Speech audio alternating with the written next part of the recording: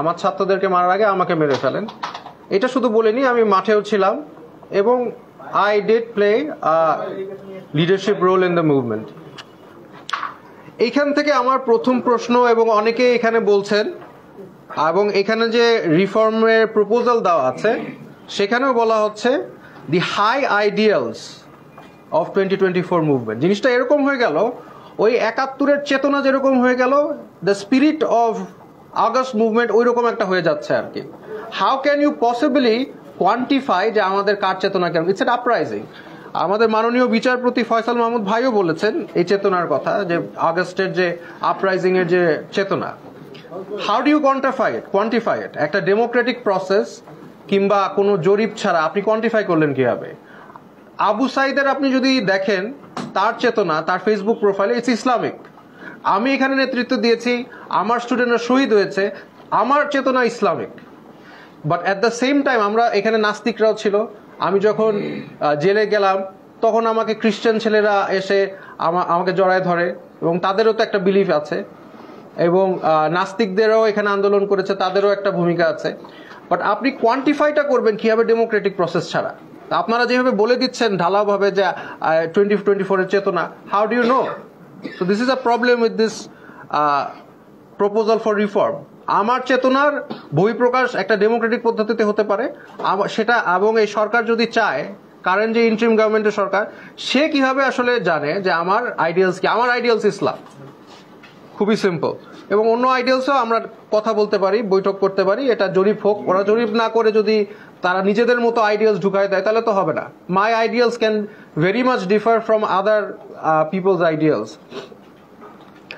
So এইখানে প্রথমে যে প্রিমেবলের ইয়েটা আছে সেখানে আমি একটু দ্বিমত পোষণ করেছি।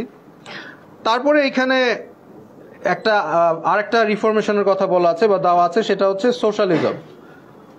কত পার্সেন্ট বাংলাদেশের মানুষ সোশ্যালিজমের উপর একটা বই পড়েছে? কত পার্সেন্ট মানুষ জানে সোশ্যালিজম কি? কেউ কিন্তু এটার আইডিয়াই নাই সোশ্যালিজম কি। আমি বই পড়েছি, and this is also a problem, যে একটা অনেকে লয়াররা একটা জেনারেলি কনস্টিটিউশনে একটা কি ভূমিকা রাখে, but it's primarily a philosophical text. Socialism is a philosophy. So আমরা কি আদৌ সোশ্যালিজম চাই কিনা এবং সোশ্যালিজম সম্পর্কে আদৌ কেউ কিছু বুঝে কিনা, সেটাই এখনো কোয়ান্টিফাই করা নেই। আপনারা বলে দিচ্ছেন এটার স্পিরিট অফ 2024 বা 71-এর ইয়ে হচ্ছে socialism. Who are deciding this things? Article 2A-তে এখানে একটা প্রপোজাল দেওয়া হয়েছে যে ইসলাম স্টেট রিলিজন হবে ইসলাম, বাট প্রফেট মোহাম্মদ সাল্লাল্লাহু আলাইহি ওয়াসাল্লামকে কোনোভাবে ইনসাল্ট করা যাবে না। That is very good, but এখানে আমি মনে করি, আমার মত হচ্ছে যে আরেকটা প্রপোজালে ইনক্লুড করা উচিত অন্য ধর্মের কোনো ফিগারদেরকেও আমরা করব না, ইনসাল্ট করব না বা করা যাবে না। এটা this should also be included. আবার এখানে আর্টিকেল 8-এ এখন বলা হচ্ছে, এটা একটা ভেরি প্রবলেমেটিক আর্টিকেল। এখানে অনেক কিছু ফিলোসফি দেওয়া আছে। সেকুলারিজম, এটা তো মানে সেকুলারিজম যে কত ভয়ঙ্কর একটা আইডিয়া, এটা কত ননসেন্সিক্যাল আইডিয়া, এটা নিয়ে আমি একটা লেকচার দিতে পারবো, যেটা আমি এখন দিব না। বাট আমি এতটুকু বললাম যে সেকুলারিজম যদি বাস্তবায়ন হয়, যে ম্যাকিওর অ্যান্ড টেইলরের একটা বই আছে, secularism and freedom of conscience, এখানে মানে বলা হচ্ছে যে সেকুলারিজম যদি বাস্তবায়ন হয় তাহলে আমরা যারা যে কোনো ধর্মে বিশ্বাসী তারা সেকেন্ড ক্লাস নাগরিক হয়ে যায়। কারণ আমরা যারা সেকুলারিজমের আইডিয়ালস বিশ্বাস করি না, এন্ড কে মানে আদৌ আপনাকে আমার উপর সেকুলারিজম চাপিয়ে দিবেন? আমরা তো বিশ্বাস করি না সেকুলারিজম। ধর্মনিরপেক্ষতা মানে কি? ধর্মনিরপেক্ষতা শুনতে সুন্দর, আসলে তো আপনারা আমাকে দ্বিতীয় শ্রেণীর নাগরিক বানিয়ে ফেলছেন। ধর্মনিরপেক্ষতা আপনার আদর্শ, আপনার দর্শন আমার উপর চাপিয়ে দিয়ে।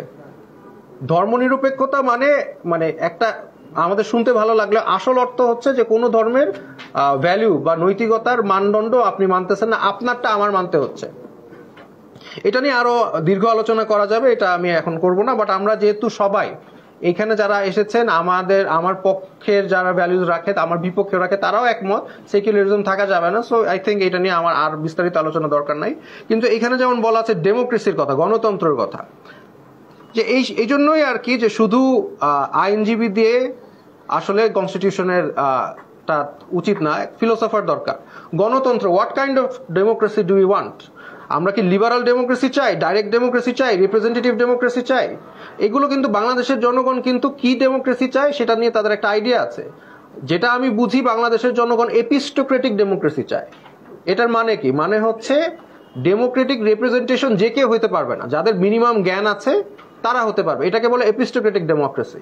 আপনি একজন মানে রিক্সা চালককে বলেন এবং একটা ভ্যান চালককে বলেন, ওনাদের যদি জিজ্ঞেস করেন আপনি কি চান আপনার রিপ্রেজেন্টেটিভ একটু শিক্ষিত হোক, তারা বলবে চাই। এই জন্যই বাংলাদেশের মানুষ যারা মিনিমাম শিক্ষিত না তাদেরকে পার্লামেন্টে চায় না। সো এটা কিন্তু ডিরেক্ট ডেমোক্রেসি না, এটাকে বলে এপিস্টোক্রেটিক ডেমোক্রেসি। সো আমরা কি ডেমোক্রেসি চাই সেটা নিয়েও আমাদের আলোচনা করাটা খুবই জরুরি, এবং এগুলো না করে জাস্ট একটা ডেমোক্রেসি বলে দিলে ইটস নট এনাফ। আর্টিকেল 12 এর আপনারা প্রপোজাল দিয়েছেন যে ফান্ডামেন্টাল রাইটস অফ আদার্স, এবং কি বলেছেন রিলিজিয়াস ডাইভার্সিটি। সো এখন আমার কথা হচ্ছে যে মানবতা, এই যে প্রিন্সিপালস অফ হিউম্যান রাইটস বলেছেন, what do you mean by human rights? মানবাধিকার কি এবং মানবাধিকারের ডেফিনিশনটা কি?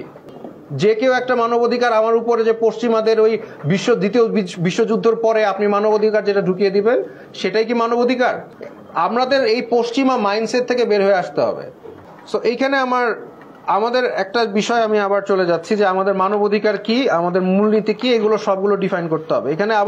এখানে একটা টার্ম ইউজ করেছেন, সেটা হচ্ছে মোরালিটি। নৈতিকতার মানদণ্ড কি বা নৈতিকতাটা কি আসলে, সেটা নিয়ে আমাদের চিন্তা করতে হবে। যেমন আর্টিকেল 41-এ আপনারা বলেছেন subject to law, public order and morality. I have to ask you, what do you mean by morality? নৈতিকতা কি? নৈতিকতার ডেফিনেশন কি? এটা কি আমার মনের ভিতরে একটা কিছু মনে হলে নৈতিকতা? আজকে যাদের সামনে এসে যদি বলে আমার মনে হচ্ছে এটা নৈতিক তাই আমি করেছি, এটা বললে হবে? আইন তো হবে নৈতিকতার ভিত্তিতে, কিন্তু নৈতিকতাটা কি সেটা তো আমার ডিফাইন করতে হবে। What kind of moral philosophy are we going to aspire to become as a country, এটা এখানে ক্লিয়ার না। আমি ফাইনালি একটা কথা বলে শেষ করছি, এটা হচ্ছে ফাইনাল যে পয়েন্টটা আমি বলবো সেটা হচ্ছে আর্টিকেল 94 এর কথা এখানে বলা আছে যে religious code for personal matters. Why personal matters? Why only personal matters? আমার কি পাবলিক ম্যাটার্স নাই আমার ধর্মে? আমি কি তখন পাবলিকে গেলে আমি নাস্তিক হয়ে যাব আর প্রাইভেটে গেলে আস্তিক হয়ে যাব? এই ধরনের মেন্টাল ডিসোনেন্স সংবিধান থেকে এখন বের করার সময়, বা আমাকে এক্সপ্লেনেশন দিতে হবে। আপনি এটা রাখলে আমাকে এক্সপ্লেনেশন দেন, what do you mean by personal matters for Muslim? What about public matters? What will I do then? তো যাই হোক, এগুলি আমার ক্রিটিসিজম, বাট এখানে অনেক কিছুই আমার ভালো লেগেছে। বাঙালির ক্ষেত্রে বাংলাদেশি এটা ইনক্লুড করা, এটা আমি পজিটিভলি দেখছি। আর আমাদের যে লিগ্যাল সিস্টেম সেটাকে আদৌ এখনো ব্রিটিশটাই রাখবো কিনা, আমরা কি আমেরিকার দিকে শিফট করবো কিনা, বা অন্য কোনো ফিলসফির দিকে শিফট করবো কিনা আইন ব্যবস্থা, সেটা নিয়েও আমাদের চিন্তা করতে হবে। বাট এইভাবে পশ্চিমাদেরকে মিরর করার থেকে আমাদের হয়তো বা বের হয়ে আসতে পারবে।